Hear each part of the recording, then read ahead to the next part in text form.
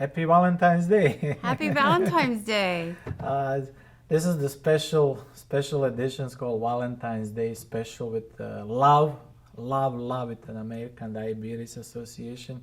We have such a special guest today with us. But I don't want to introduce herself. I don't want to. I wanted you introduce yourself because you've been working so hard. It's really hard to get you on the show. So why don't you tell them a little bit about yourself? By the way, happy Valentine's Day. We will share today a lot of love and how much the love means when somebody with diabetes. Not just on Valentine's Day, but each and every day. So tell us a little bit about yourself. And everybody knows about American diabetes, but tell us a little bit about yourself. Well, I think this is perfect because our color is red. Yes. So at the ADA, so we're happy that we're here on Valentine's Day. Thank you. My name is Mica D Lill. I'm the executive director for the American Diabetes Association for the state of Florida. So I live here. I live a little bit over on the east side in Ormond Beach, but I have the ability and the great people to get to work with all the people throughout the state of Florida and partner with just the communities, our healthcare systems, and I have a great team throughout the state of Florida that gets to work, and we just really get to bring education and advocacy to life here in Florida, and that's just an honor. I get to do that every day. Nice. So I know you guys have a big upcoming event. We do. In the March 26th. Yes, big is a understatement. Okay. It is our #1 event here in the state of Florida, and it's actually the top 3 event for the whole American Diabetes Association. Wow. Yes, we're very excited that we get to hold this event in Lake Nona.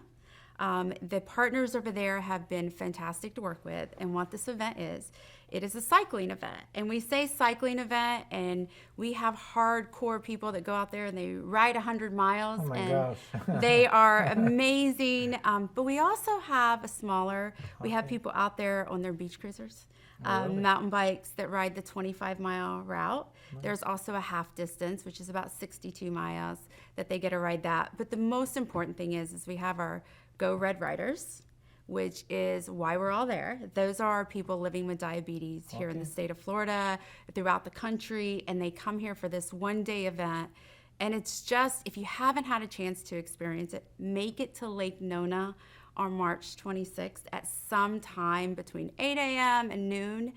It is just this event, even if you're not riding, it's a magical moment to see all these thousands of people that come out to support all those living with diabetes in our state. And it's amazing. There's food and there's people and there's healthcare systems that get to tell you about what they bring to the table. We have a lot of other vendors that get to come out, and the whole Lake Nona community, everywhere you'll go, is Go Red Rider. Wow, that's impressive. I just want to mention, I know I went to one of your events.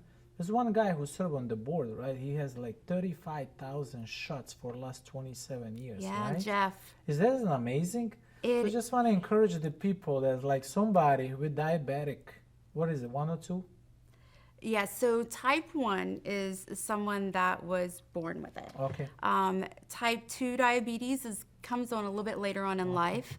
So I kind of say type 1 is where the body doesn't produce insulin. Okay. And sometimes that's what you'll find when you get a lot of kids that get diabetes that will be around 8, 9, and even a little bit older. They're usually type 1.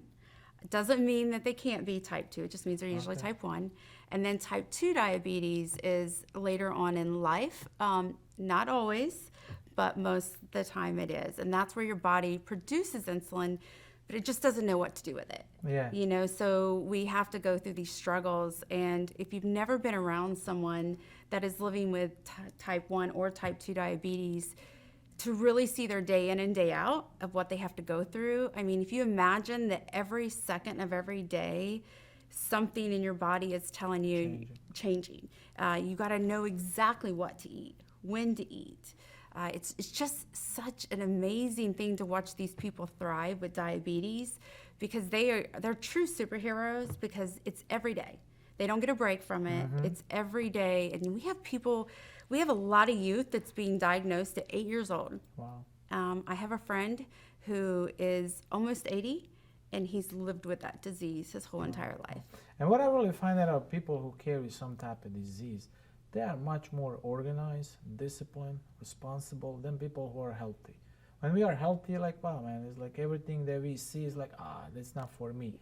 But when you are actually pre-diabetic or in some form kind of disease, illness, you actually know you have to live with that. We healthy people, they're like, you know what, I have to live with all of that things, the control, non-control. Yeah. So my other question, like, thriving with diabetes. Show us how can we thrive. Thriving with diabetes is what we like to say at the American Diabetes Okay. Association, because it is possible, especially today. We have came so far in the last 30, 40 years in research.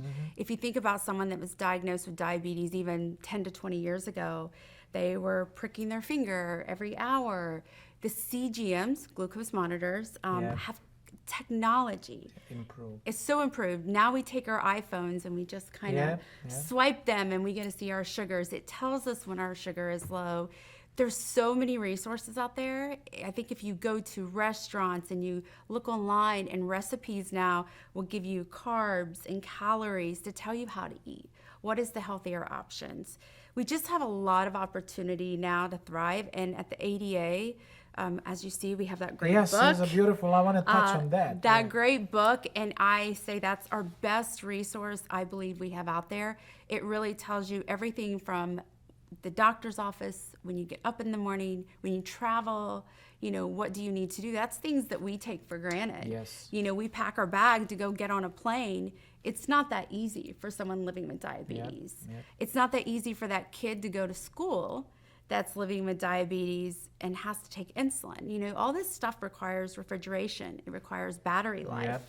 We don't really think about that. And now, we have a guide there now that teach people, yes, they do thrive with it. And you mentioned disciplined. I've never saw anyone more disciplined than someone that lives with this disease. Yes, yes. So now, it's a great resource. I have been reading a lot of books and research. It's probably what I really come across, a lot of medical books and magazines. They use a lot of heavy language terminology of the medical fields. In this particular magazine, you simplify it in so simple words that even somebody 5th grade, 6th grade, 2nd grade can understand the values and the issues. And then it's not just like what you eat, how you eat, the exercise. So I know you said you're gonna run for a marathon. I wanted you to touch on that. But if somebody wants to find this book, how they can get hold of this book? So you can find that book on our website. Okay. It's www.diabetes.org. Okay. And that is How to Thrive book. Okay. It's there. I highly recommend it. If you go to your doctor's office and they've never heard of it, share it with them. If you have a friend, a family member that is living with even pre-diabetes, type 1, type 2, or pre-diabetes, please share it, because it is literally step by step of what to do on a daily basis. And it really does simplify it. Our researchers, our physicians, our endocrinologists are amazing. We take nothing from them, but I have so many people that leave their doctor's office and then they say, what did they just say? Like, what I don't understand. What did they just say? And when you talk about eating, a lot of times they leave their physician's office and they say, okay, you need to, watch your food intake because we want to watch that weight, and, exercise more. What does that really mean? What does it mean to watch what's carb counting? Yes. Everybody is lost in the fancy world of the health. Now, if you can put like 4 components as somebody diabetic, what they should do each and every day. You read this beautiful magazine and said like 4 things that you have to do each and every day, and observe what they eat. I'm not gonna mention what, but I'm gonna let you do that. What is the 4 main components for somebody with diabetic? First of all, is we call them a healthy lifestyle. But what does that mean? Healthy lifestyle. We all have a healthy lifestyle. Yeah, we think. You think and what do I do? It's the exercise component. Okay. But what does that look like? And that's individualized. Okay. Maybe your exercise component is walking your dog every day. I really feel like there's great scientific benefit when people say you get up in the morning and just take a 10-minute walk to start your day mentally. Yes. I think that helps. But if walking your dog every day, if walking with a friend is your exercise component, that's it. Okay. If you're a cyclist and you want to join us at Lake Nona, that's another aspect. Maybe you do want to swim, bike, run, maybe you like Zumba or yoga. There's just such great effects that we get mentally and physically from exercise that we cannot get anywhere else. So that's the first thing, is exercise wherever your level is. The second thing I would say is what is their food intake? Yes. You know, do we carb count? Do we watch our calories? You know, I always say moderation to everything. There is definitely someone that is living with diabetes and you are insulin dependent. It's a different eating habit than someone who's pre-diabetic or type 2. But we all know what eating. We know the difference between when we go to lunch and have pizza and we go to lunch and have our salads, but it's everything in moderation. I don't ever take anything away from somebody, but just maybe you monitor your calories for the day. Maybe you monitor how many carbs, but really just trying to eat healthier. And the best thing, one of the greatest things the ADA has is we have a food hub. It's our number one place on our website that gets hit. And I think that's because people really, I don't want salad every day. Yeah. I want to eat real food. Yeah. So go to our food hub. It's thousands and thousands of recipes that is on there that will kind of teach you what you like if you're a meat eater, a non-meat eater, and how to put that together to live that healthier lifestyle. The other thing is I would put the component in there as our physicians and our healthcare providers. Have a healthcare provider. Yeah, you must. Regardless of where you're at, pre-diabetes, type 1 or type 2, see a healthcare provider, talk to them, you know, find out where you're at, tell them what you're doing to modify it. You know, everybody is individualized. That's why, you know, it's hard for someone to say, oh, I'm a type 2 diabetic. What do I need to do? Yep. Well, see a healthcare provider. Our primary care physicians, you know, they're treating the majority of people living with diabetes today.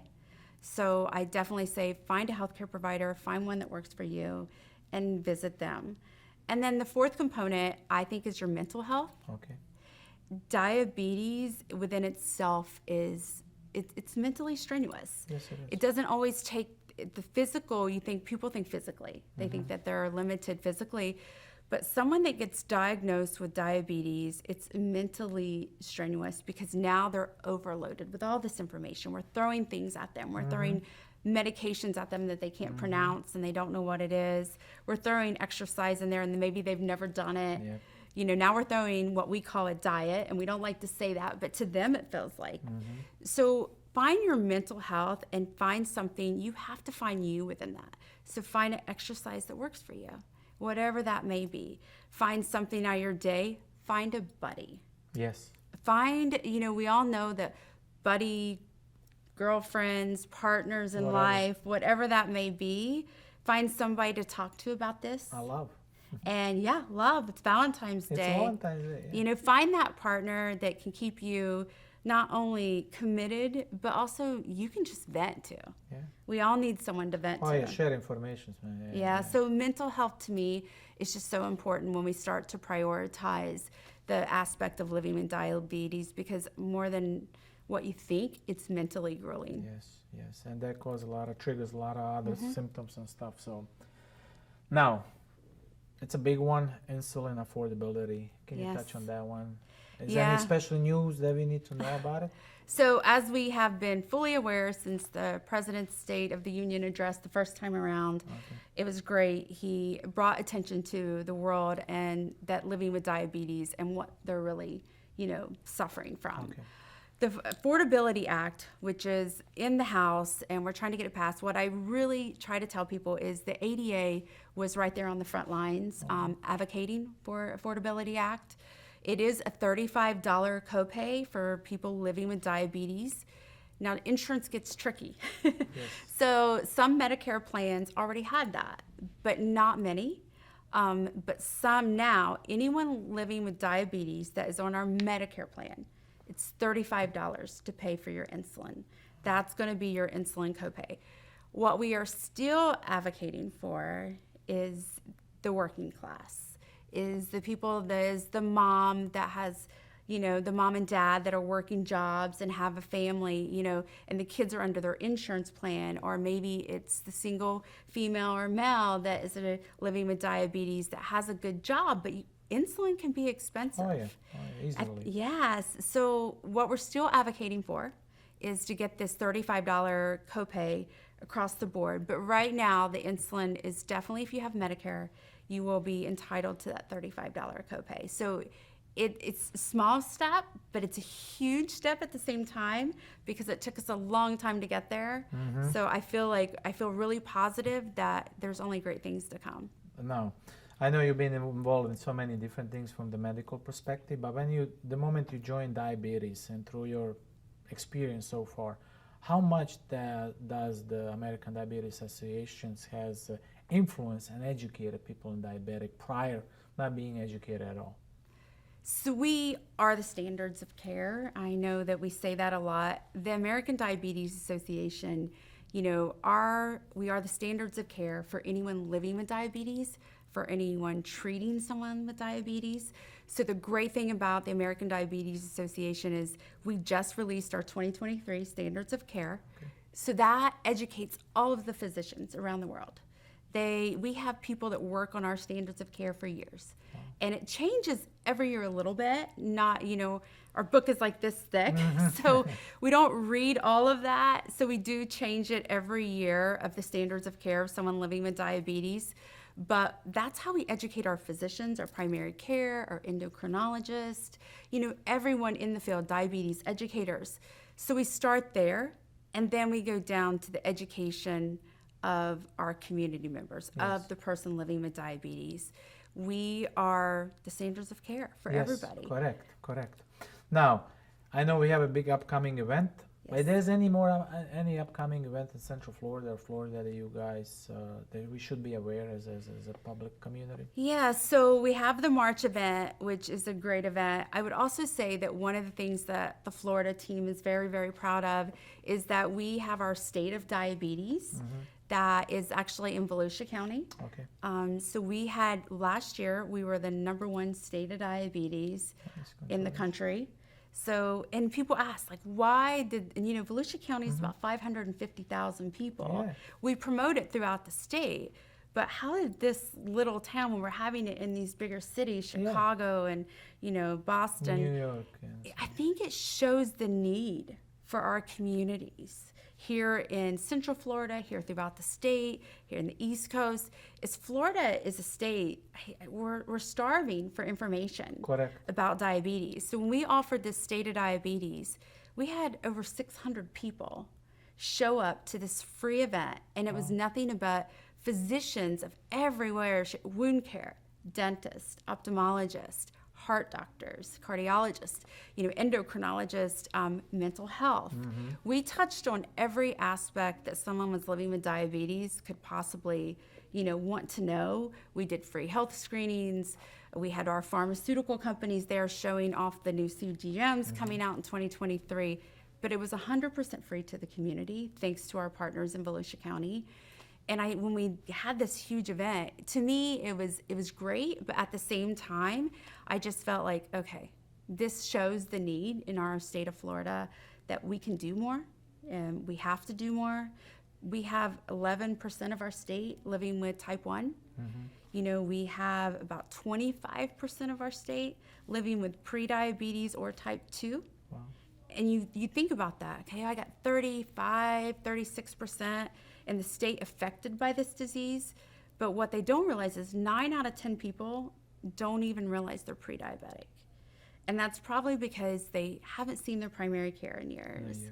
They haven't had the opportunity or, insurance for some reason. So if you think about the state and you think about those numbers, that just tells me postponement. We have to do more. Yes. My last question. As Executive Director of the American Diabetes Association for the state of Florida, if you can look it up in camera and encourage the people with pre-diabetic or diabetic what they should do in their daily life, and they will wrap it up.